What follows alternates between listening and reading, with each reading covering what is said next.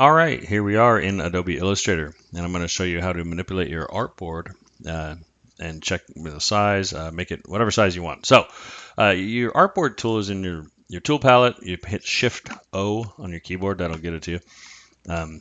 And you can change your artboard size here. You can double click on this to actually get it to be the size you want. Let's say I want this 20 by 18 instead of the decimals there. So that'll change it.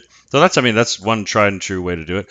Other way to do it, you can open window here and pull down to properties, and that'll pop open. And you've got you can hit edit artboards here.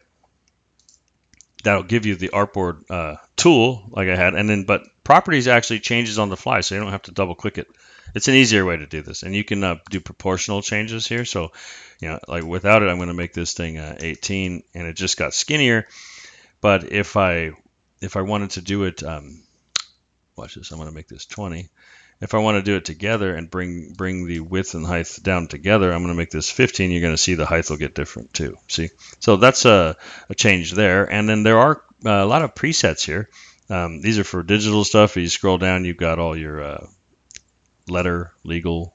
So now I've got an 8.5 by 11. You can even change the orientation right here in properties. So properties is really rad because it's just on the fly changing it to be whatever you need.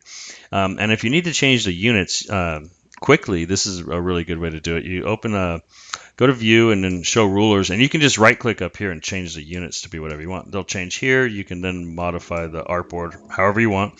And if you want to do that unit change permanently, well, not semi-permanently, but just the rulers will only do it for this document. If you go to preferences or settings, and units, you can then change them, and then it'll be whatever unit you choose here. It'll be that for your future new documents that you create. So that's how you do your artboard to whatever size you want, actual size. So hopefully that helped. If it did, hit like, leave me a comment. Thanks.